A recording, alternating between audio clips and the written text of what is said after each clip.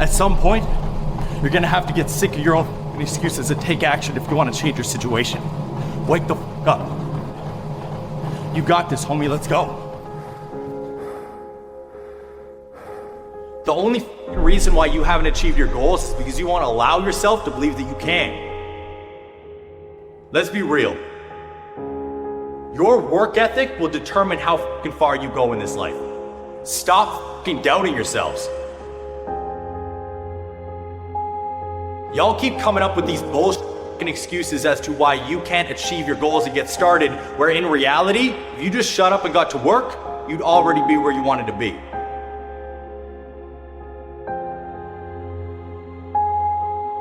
Fitness is the start of everything. Like, if you're not taking care of your body, you're not going to get anywhere. And this is why I'm so gung-ho and like so ruthlessly intense with my message when it comes down to that. Like, if you can't even go look in the fucking mirror and be happy about what you see, good luck starting anything. You see, my goal is to leave a legacy, to be remembered forever. And that is why I pride myself on the work ethic that I put into every single day. Not sometimes. Every single fucking day that I am breathing, I am grinding to leave that legacy. Your first fucking question is, what is this going to cost me? What is it going to cost you if you fucking don't? Life is going to be hard. The things that you want to achieve might be a pain in the ass, but it is possible. And anybody who said that it wasn't in your past, I want you to stick that middle finger up right now, because it's not going to get you anywhere.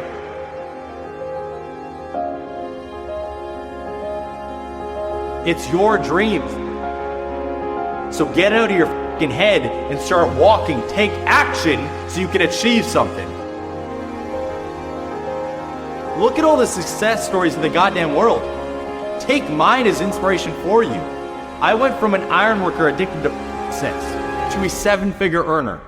I grew up in a fucking trailer that was less than 800 square feet in the country to now living in a 5,000 square foot, $2 million home. What the fuck is there not to understand here?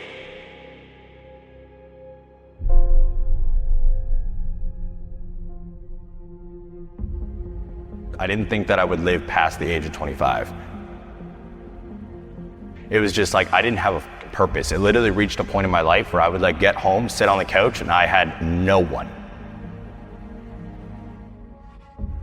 And it reached a point where I was like, why the fuck am I here?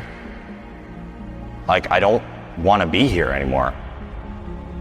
I just didn't know what was going on. And I just realized that I was headed down a dark path in a way of like, when you put drugs in front of me, I take all of it.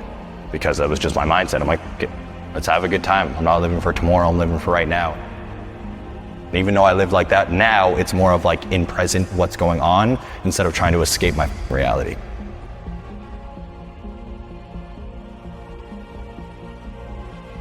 Look at your surroundings. Your surroundings will make and break everything. Like, you're the average of the 5 people you spend the most time with. It is like the most real quote in the world. I cut out drugs and alcohol because I stopped fucking hanging out with the people that were feeding me drugs and alcohol. And it's not their fault that I became an addict. It was my own. I'm the one who picked up the fucking pills. I'm the one who like drank the bottles every goddamn night. It's not their fault that that happened. It was me. But I wasn't able to get out of that fucking life until I stopped hanging out with the fucking losers that only wanted to do that.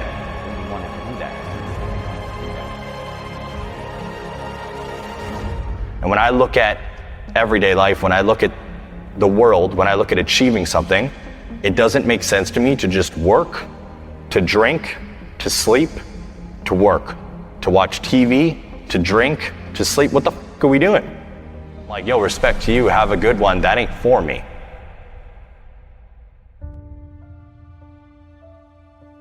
Fitness saved me. Like, fitness was the thing that like got me out of it.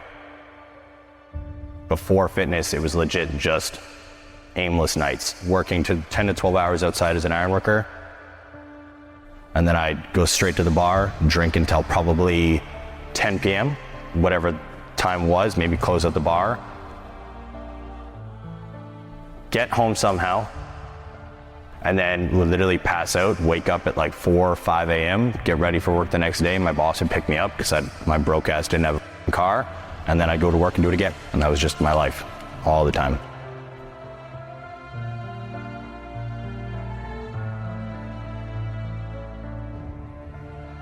So usually when you start to go down the path, there's like little telltale signs. Like you'll have one night where you go a little bit too far and you wake up and you have that regret, or there's the embarrassment, or there's this.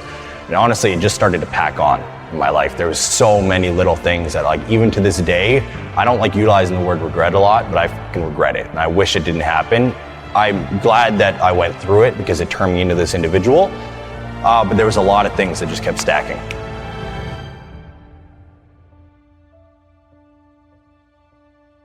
And there was one night that I'll never forget, and it was one of my best friends back home. They recorded me, and I was fucking blasted. Like I chugged half a bottle of absinthe. I'd chewed 3 sets with them not even knowing what was going on. And I don't remember. I just remember blacking out. And then they showed me the video in the morning. I didn't want to see it, so I was like, "Off, no." I was like avoiding it. And they're like, "Okay, we'll just play it for you." So I heard myself.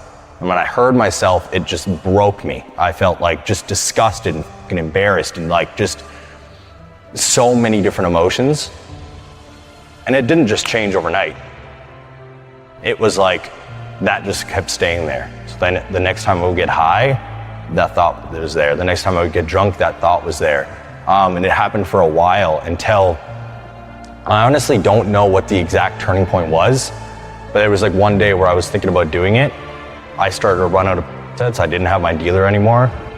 And I was like, okay, whatever. Anything else that I had in the house, I dumped down the toilet. And I was like, I'm just gonna try to change my life here. And I cut everything out cold turkey. I couldn't control anything else in my life, but I was like, I can control what I put in my fucking mouth.